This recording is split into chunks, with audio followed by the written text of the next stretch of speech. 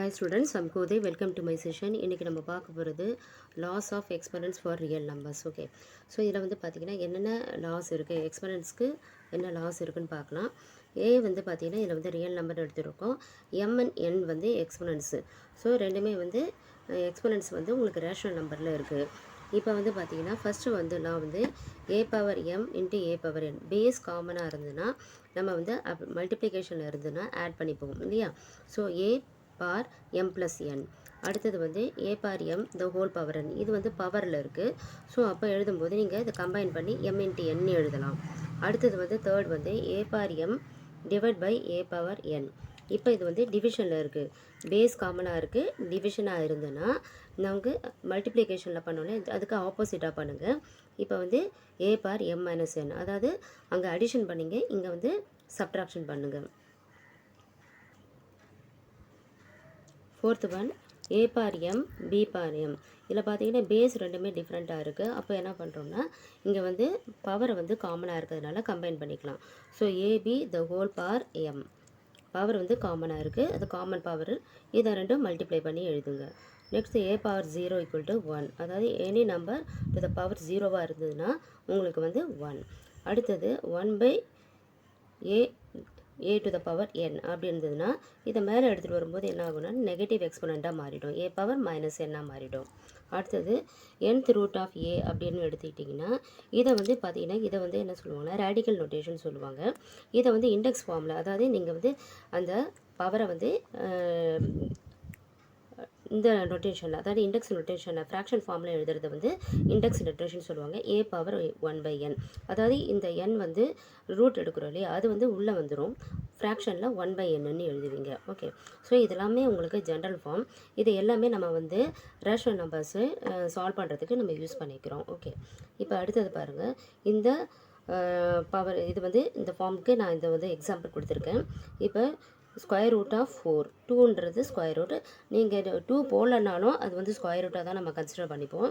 இப்போ இதை எழுதும்போது இது வந்து ரேடிக்கல் நோட்டேஷன் எழுதியிருக்கேன். இதை வந்து இண்டெக்ஸ் ஃபார்மில் எழுதும்போது இந்த ரூட்டு வந்து உள்ளே வந்துடும். அப்போ 4 பார் 1 பை 2 இருக்குது. இப்போ இது என்ன எழுதுவீங்கன்னா 4 பார் 1 பை 2 வந்து இஸ் நத்திங் பட் ரூட் 4னு அர்த்தம்.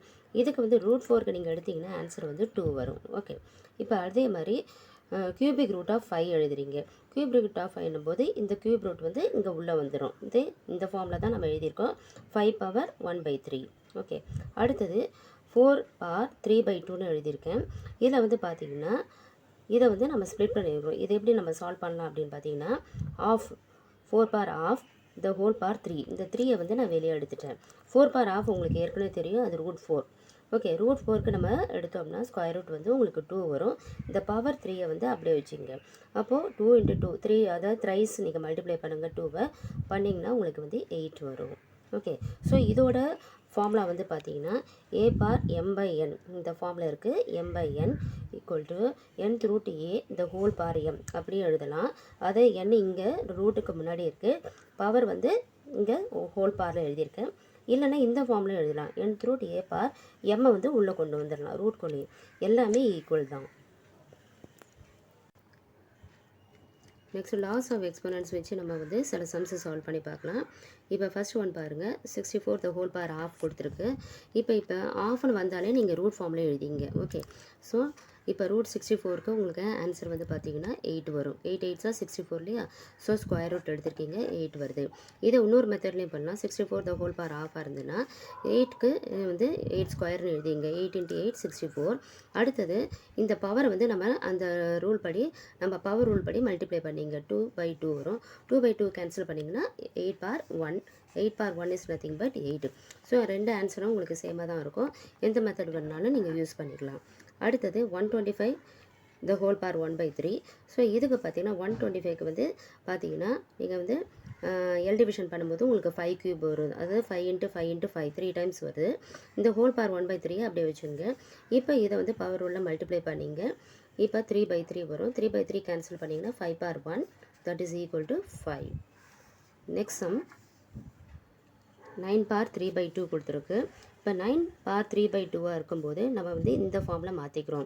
அதாவது 3யை வெளியே எடுத்துடுங்க, இந்த 1/2 ஃபார்மில் எழுதுங்க. ஏன்னா நம்ம பெட்டர் எப்பயுமே 1/2, அதாவது டிவிஷனில் கீழே டினாமினேட்டரில் வந்து 2 இருந்ததுன்னா 1/2 ஃபார்மை எடுத்துங்க. ஏன்னா நமக்கு ஸ்கொயர் ரூட் எடுக்கும்போது ரொம்ப ஈஸியாக இருக்கும். இப்போ பார்த்தீங்கன்னா 9 பார் 1/2 வந்து உங்களுக்கு நத்திங் பட் √9. இப்போ √9க்கு வந்து என்ன வரும், உங்களுக்கு ஸ்கொயர் ரூட் எடுக்கும்போது 3 வரும். இந்த பவர் ஹோல் பார் 3 அப்படியே வச்சுங்க. ஓகே, ஸோ இப்போ வந்து 3 பார் 3 என்னும்போது 3 × 3 × 3 த்ரைஸ் மல்டிப்ளை பண்ணிங்கன்னா 3 3s are 9, 9 3s are 27 வரும். நெக்ஸ்ட் சம் பார்க்கலாம். 4th ஒன் 16 3/4ன்னு கொடுத்துருக்கு. 16 பவர் 3/4 வந்து பார்த்திங்கன்னா நான் வந்து கீழே 4 இருக்கிறதுனால அந்த என்ன ஃபார்மில் வரும்னு பார்க்குறேன். நம்ம வந்து 16 நீங்கள் எல் டிவிஷன் பண்ணிங்கன்னா 2/4 எழுதியிருக்கேன். இதே வந்து 16 நீங்கள் 4 ஸ்கொயர்லேயும் எழுதலாம். ஏன்னா 4 × 4 உங்களுக்கு 16 தான். இப்போ வந்து பார்த்தீங்கன்னா இப்போ நான் 2/4 சூஸ் பண்ணியிருக்கேன். ஏன்னா உங்களுக்கு வந்து இங்கே 4 டிவிஷனில் இருக்கிறதுனால அப்போ ஈஸியாக சால்வ் பண்ணலாம். நீங்கள் 4 ஸ்கொயரும் வச்சு நீங்கள் சால்வ் பண்ணலாம், அதுக்கும் உங்களுக்கு ஆன்சர் வரும். இப்போ 4 ஸ்கொயர் எடுத்துக்கும் போது இங்கே 3/4 வரும். இப்போ கேன்சல் பண்ணிங்கன்னா உங்களுக்கு பை 2 வரும். திருப்பி என்ன பண்ணுவீங்கன்னா இந்த 1/2 வெளியே எடுத்துகிட்டு வருவீங்க. அப்போ என்ன வரும்னா, அதாவது 4 1/2 the whole power 3 எழுதுங்க. 4 ரூட்டாக இருந்தால் என்ன வரும், உங்களுக்கு √4 வந்து 2 வரும். ஸோ 2 the whole cube வந்து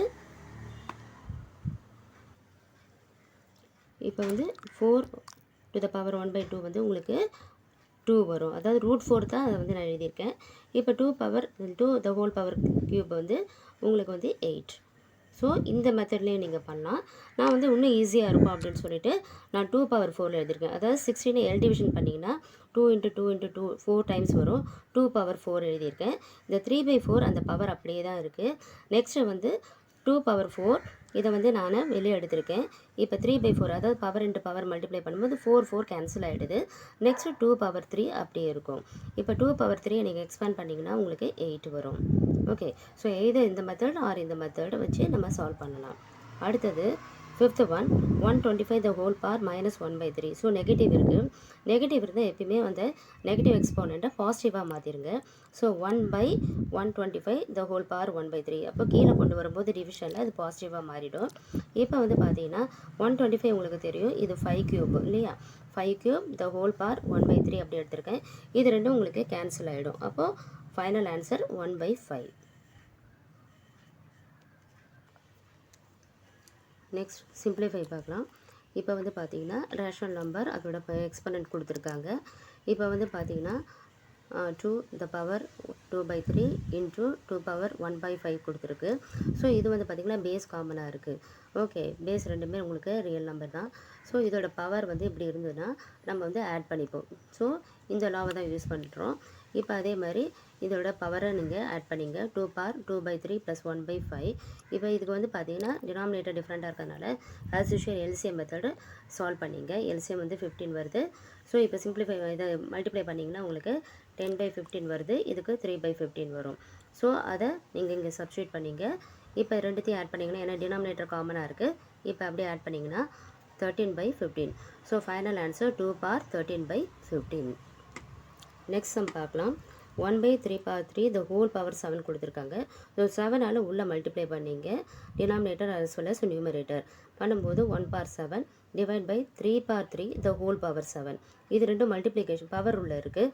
ஸோ அது வந்து மல்டிப்ளை பண்ணிக்கலாம். 1/7 இஸ் நத்திங் பட் 1 தான் வரும்.